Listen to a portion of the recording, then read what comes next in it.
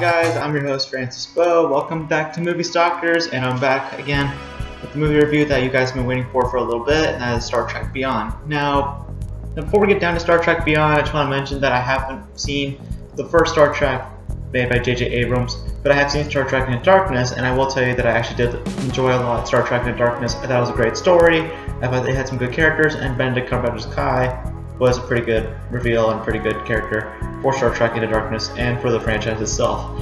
This is the 13th Star Trek film in the franchise, Star Trek Beyond, and let's get down to it. So, as always, we do positives, negatives, and then overall review of the movie itself. Let me just switch you over here a little bit. There we go. So, yeah, let's get down to it. So, first thing that I think that was very positive about this film is that it's short. I think that, you know, for the other Star Trek movies, I think the biggest problem with them was that they were too long, and I think that they had too long of a story, and some of the parts just got very boring and very dry, and didn't really, you know, get you hooked out the entire movie. But Star Trek Beyond was smarter by being shorter and actually had some fun. There were some fun moments in there, there were some pretty good jokes, and there were some really awesome action scenes, and CGI and all the effects were actually very, very well pronounced and very, very well used in the movie. And, you know, as always, like, the cast is great as well. You know, Chris Pine is great, and the other characters are awesome. But the one that I actually did like was the new character. I forget her name. It's Kala. I can't remember. I'm sorry.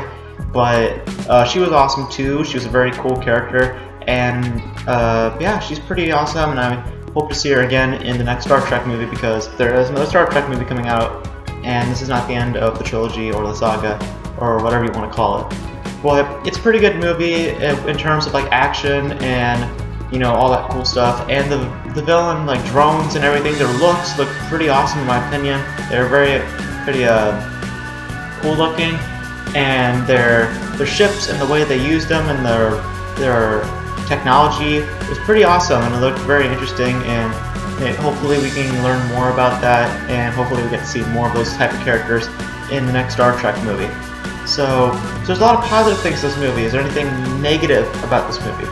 Well, yes there is. There's a few negatives that I had coming out of the movie. The first thing is, which I mentioned in the beginning of this review, is that the problem with all the Star Trek movies in the J.J. Abrams saga is that there is parts in the movie where they're just boring and very dry, and there's certain parts in the film that you just kind of lose interest in.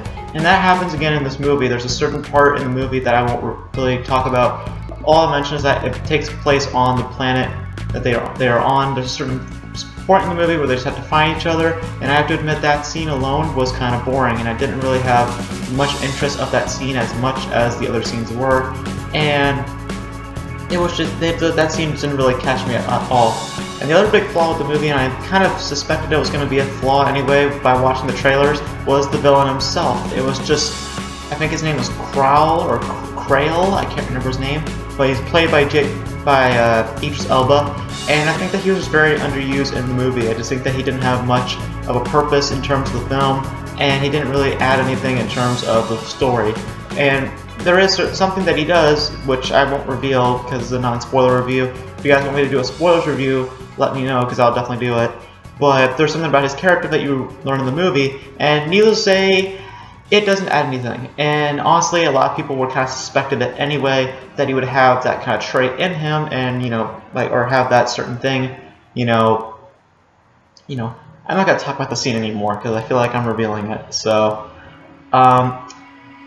anything else that was bad? I feel like it was very fast-paced. I think that it was a little fast for me, but I think that that's fine in terms of what the movie's length was and what the story was. And also, I felt that, you know, that there were some cool little Easter eggs in there for all the Tracker fans, or, you know, Star Trek fans. And I just felt that they were kind of shoehorned in, except a few. But overall, guys, Star Trek Beyond is a good movie. It's very well. It's a nice Star Trek movie. It's definitely probably the best of the J.J. Abrams movies so far. I don't know about if it's better than Into Darkness, because I really did like that movie a lot. But for an overall score, guys, I'm going to give this movie an 8.5 out of 10. It's a pretty good movie. It's not it has its flaws, but it's pretty good nonetheless. So I'd recommend you guys go check it out. And also make sure you go watch it in 3D, because that's kind of one of my regrets coming out of the theater, is that I didn't watch it in 3D, because there were certain scenes in the movie that I feel like were needed to watch in 3D to get the full effect. And also the one thing that I kind of felt throughout the movie is that it had a huge Star Wars Force Awakens feel to it. I don't know if that has anything to do with, with J.J. Abrams, influence from him working on the film. It just brings that energy to Star Trek Beyond. I'm not sure, but there's nothing else to really say about the movie, guys. It's a pretty good movie. It's definitely probably one of my favorite Star Trek movies, and I hope to see what they do in the sequel. So that's it for this review. Hope you guys enjoyed it. The next time we'll do a movie review will be Jason Bourne.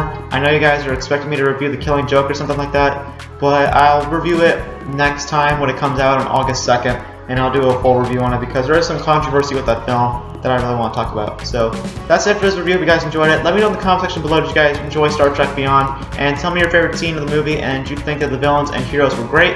And what do you guys expect out of the next Star Trek movie? So that's it for this movie review. If you guys enjoyed it, as always, there's been these videos. Go out. See you next time. Peace.